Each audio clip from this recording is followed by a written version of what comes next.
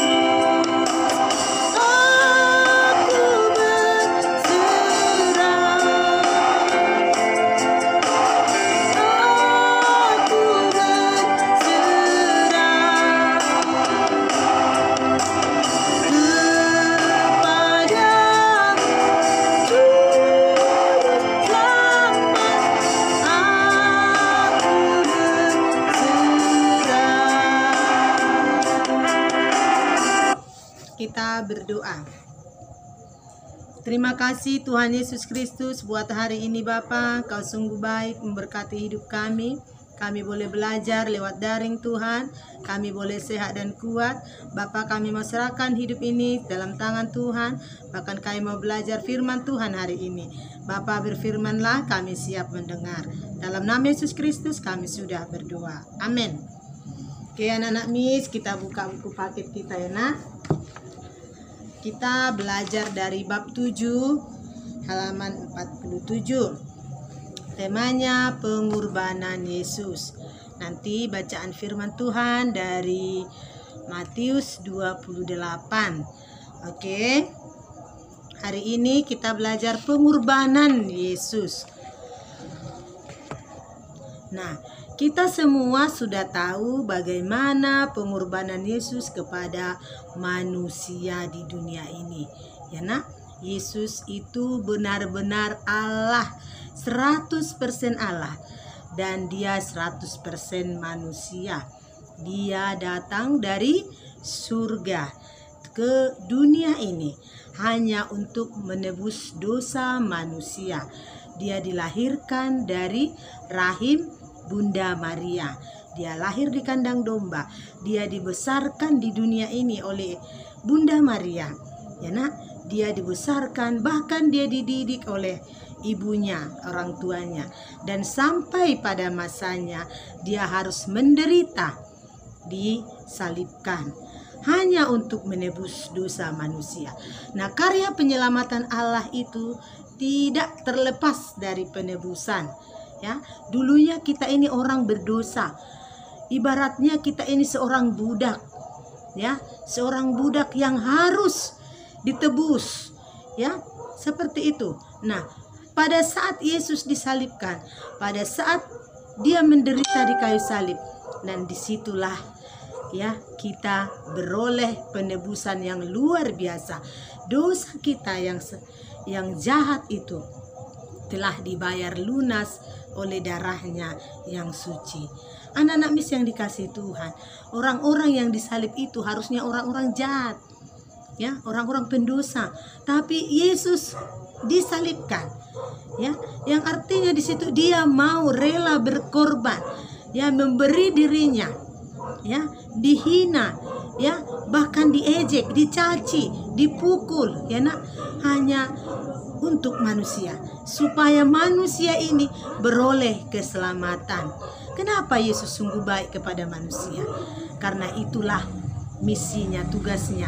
Dia datang ke dunia hanya untuk menyelamatkan kita, supaya kita beroleh hidup yang kekal.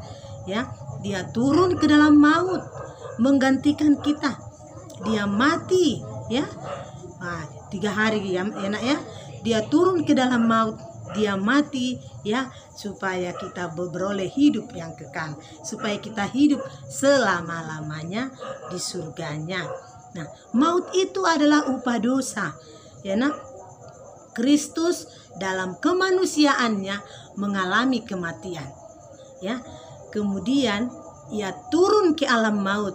Dengan kematiannya itu Yesus mengalahkan iblis. Ya. Dia yang berkuasa atas maut. Yesus menghapus dosa manusia. Kematiannya adalah kematian terhadap dosa dan hanya terjadi satu kali saja. Karya penyelamatan yang dikerjakan oleh Yesus itu adalah sempurna. Setelah dia turun ke dalam maut, kemudian pada hari yang ketiga dia bangkit dari antara orang mati.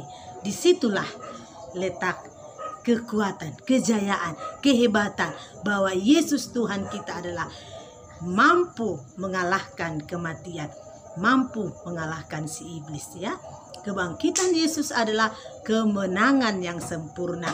Kemenangan Yesus atas maut telah genap, telah sempurna.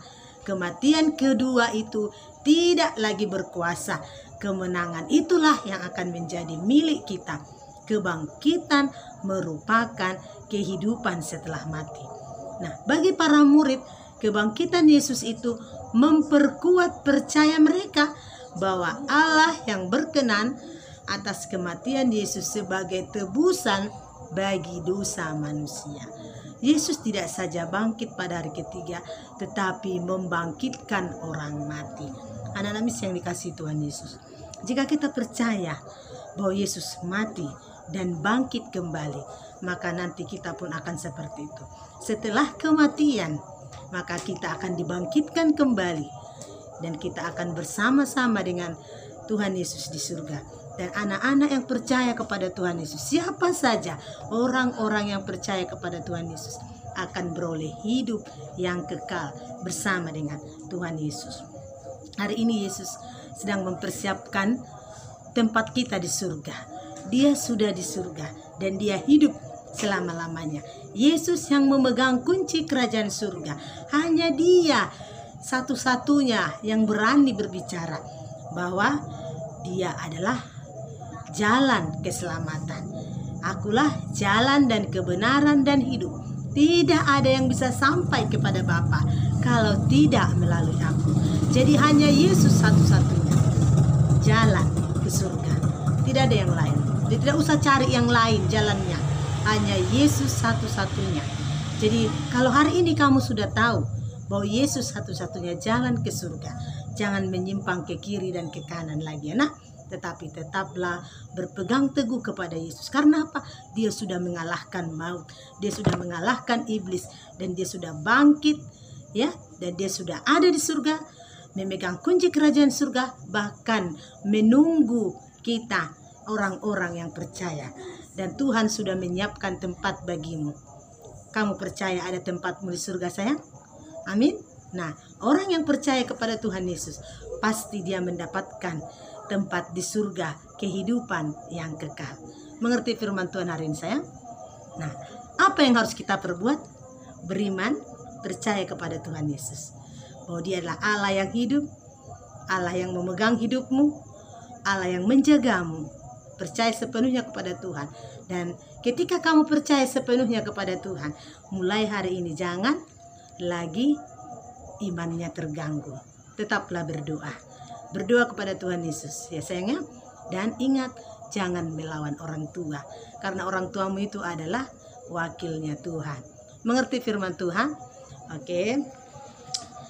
Nanti tugasmu, sayang, ada di sini halaman 50.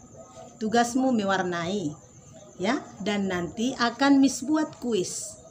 Setelah kamu mendengarkan video ini, Miss akan kirimkan tugasmu lewat pesan suara, dan kamu akan menjawab Miss dengan pesan suara juga, tidak menulis, ya, tetapi halaman 50 diwarnai, ya sayang. Nanti Miss kirimkan, tidak hari ini, nanti setelah kamu mendengarkan khotbah ini, akan Miss buat tugasmu dengan pesan suara. Mengerti sayang? Oke, sekarang tutup bukumu, kita mau menyelesaikan pembelajaran kita. Buka kembali Kidung Jemaatmu halaman nomor 364 ya. 364.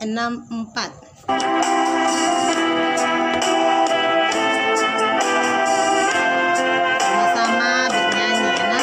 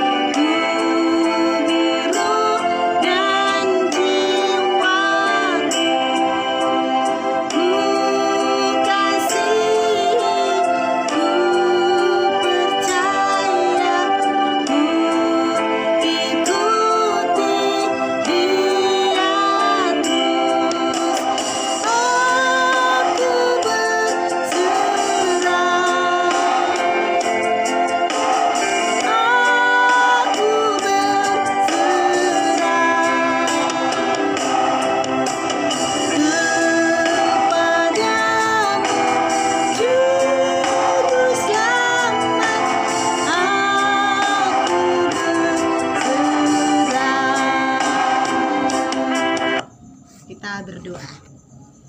Sungguh kami bersyukur Bapa yang baik, Kau sungguh baik dalam hidup kami Tuhan. Semuanya boleh terlewati karena kasih anugerah-Mu Bapa. Bapa, hari ini kami sudah mendengar firman Tuhan. Kami percaya Engkau Allah yang hidup, yang menjaga hidup kami. Kami percaya dengan kuasa Roh Kudus Engkau sudah menyediakan tempat bagi kami di surga-Mu Bapa. Kami percaya dengan kasih-Mu Tuhan. Oleh karena itu tetap Tuhan Yesus jagai kami, lindungi kami. Dalam nama Yesus Kristus kami sudah berdoa. Amin.